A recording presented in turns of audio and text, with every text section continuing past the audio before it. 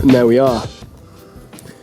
You can see that that could have remained a covered piece until we've exposed this rust, and you can see that it's just, this hasn't been exposed to the elements.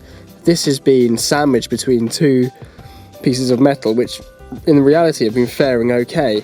It just shows you how much that these cars like to rust from the inside out. This whole seam is completely rusted.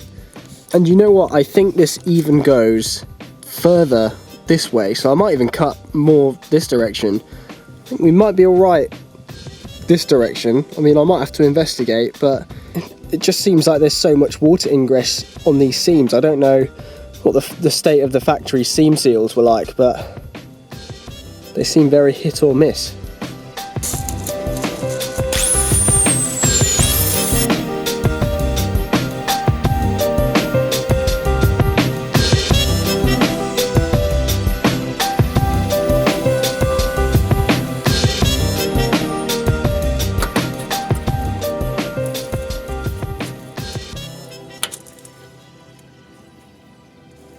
So look, that's the side which is facing the car.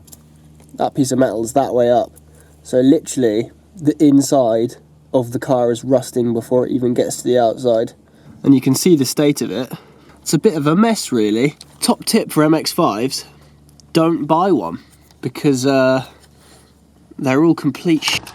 Do you own an MX5, a Miata, a Roadster, an NA, an NB, an NC, an ND? Are you struggling to find inspiration for your build? Well, do it like the Japanese do and browse the best MX5 publication ever made while you're sitting on the toilet having a shit. Iteration after iteration of magazine designed to showcase the hottest tuning shops in Japan and the coolest parts to make your Roadster go BWAAAAH! There's comics, tuning setups, track information, and parts catalogs. You name it, it's in there. So go to Jematsui.com now and pick yourself up the best MX5 publication in the world. I forgot from last time I left it, but I've run out of wire on this wire spool. When I went to buy more, I accidentally bought 5 kilograms, so I need to spool it onto here.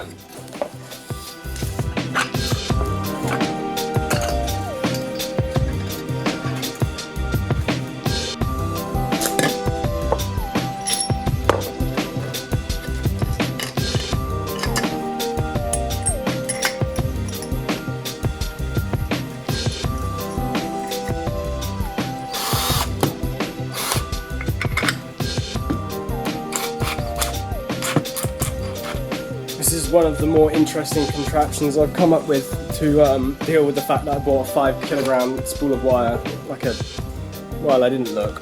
And then if you couldn't guess, what you do is spool it on like so. This is a fence bolt. What size socket is that? 32mm socket onto a drill, and then very carefully, if you go full speed and stop, with the inertia from unreeling it, spins it all back and releases all the tension, so it is a ball ache. Right, spool spooled.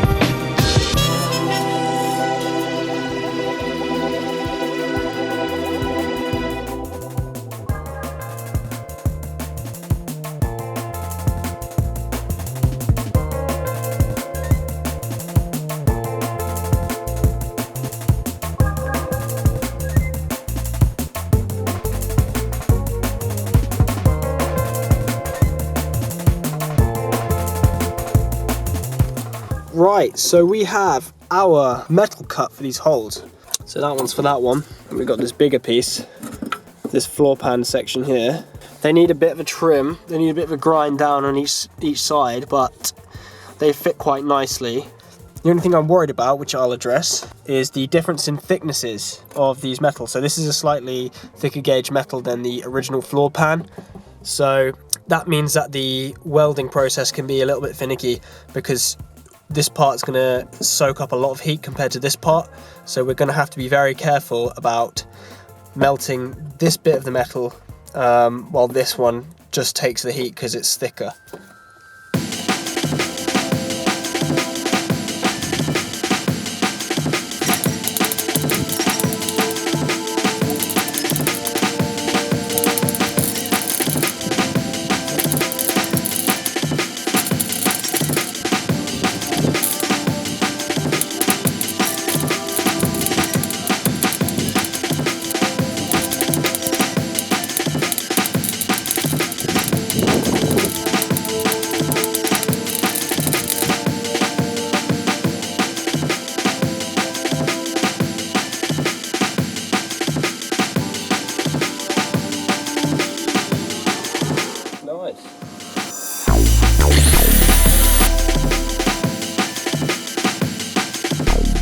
Right, so first round of welding for the front floor well patch. It's not gone too bad. Had some nice seams there. Obviously grinder and paint and all that lot. But yeah, started off with some tacks in this corner and then actually managed to get some good long runs down on this side like that. So there was a little bit of rust in between this metal seam here. So as you can see, the welds are a little bit porous.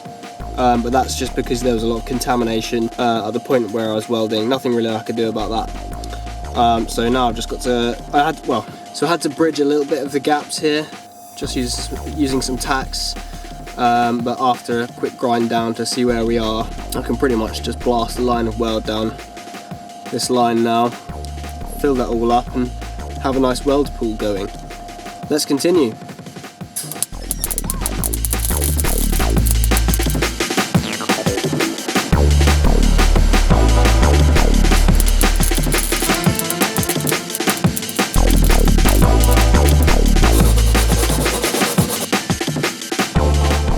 And there we are, second round of welding done. Quite impressed with that. I'm not a welder, so I actually had some nice pulls going there.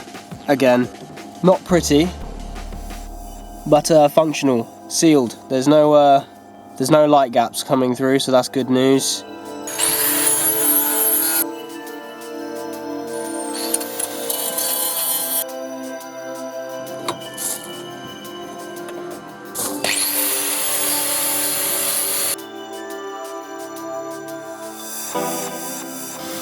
Right, so I just got that middle piece cut and perfect, ready to be welded.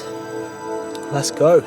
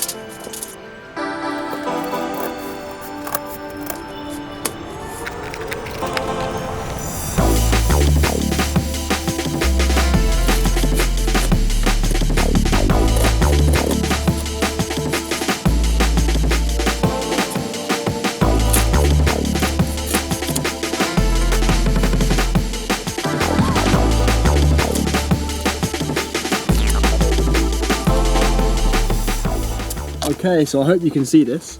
No idea because I can't see the camera, but as you can see here, when I put this onto the metal, I'm just going to shift this protruding section here that way, about ½ centimetre, because you can see it just haven't quite got that perfect there, but the rest of it is looking alright. I'm going to add another ½ centimetre up here. There's enough extra material here to be able to fine tune it, so it should fit perfectly, and then we can weld this straight in. Right, so I'm just going to mark this. That needs to be pushed out that way a little bit. That needs to be pushed down that way a little bit.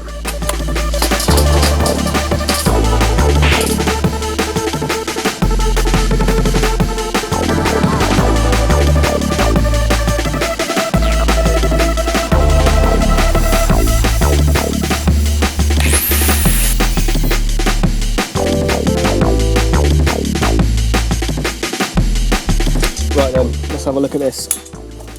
Does it fit? I need that bit of wood. This is my tripod when I'm under the car. I am a professional. Can you see what we're doing? Good enough. Where's that pin actually? Okay, so.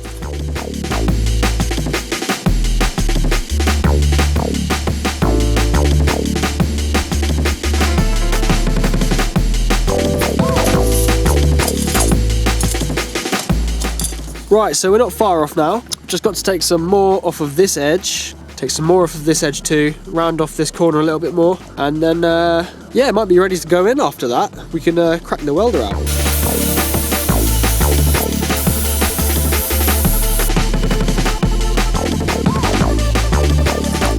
Okay, so I got this pretty much in. I'm just holding it in from the bottom here, but now I'm just going to hammer down these edges so they sit a bit more flush.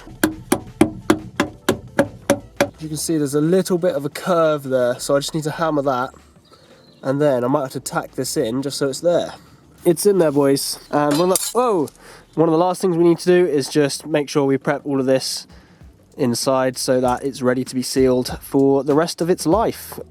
Because this piece of metal is actually, God's sake, whoa, fucking landed upright. So because this piece of metal is going on the inside of the car, I actually want to treat this properly for once. I'm going to grind down this surface here so it's clean.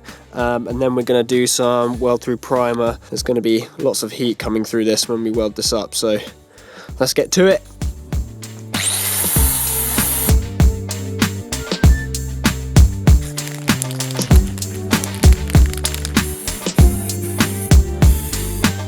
I grew up on the crime side, the New York Times side. Staying alive was no job at second hand. Moms bounced on old men, so then we moved to Shallon Land. A young youth, you're rocking the go-to. Yo, goose, really wait, I begin to G York was drug loose. And let's start it like this, son. Rolling with this one and that one, pulling out gas for fun.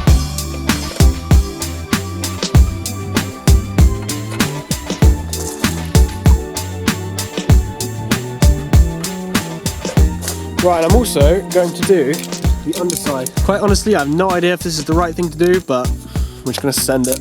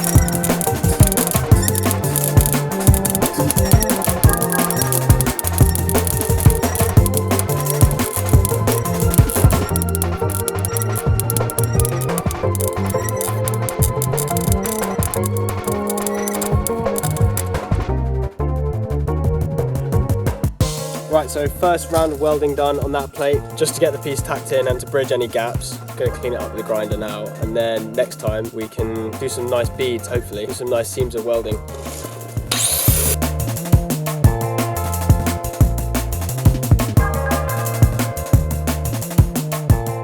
Update. I've ground my first welds down, not the best. I've still got some bridging to do there just because of tolerances being too wide. This is kind of hard to get to with the welder and the grinder, so I've got to do a better job of that next time, but I'm out of gas as well.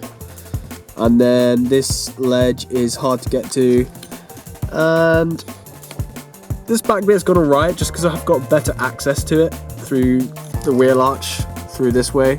Got better access to it. And then also, I started welding the top of it as well, so again, not the best, bit of contamination. I probably could have cleaned that up a bit better before I started welding, but yeah, it's getting there. So I've got to come back another day and finish welding this plate in, and then we can move on to a huge hole at the back of the sill. Hey guys, thank you very much for watching. If you've made it this far, you are an absolute legend, so thank you very much. If you enjoyed this video, please drop a like down below. It really helps with the algorithm, and if you want to see more of this content, hit the subscribe button. We all know what it does, and hit that bell icon too. Thank you very much for watching. See you in the next one.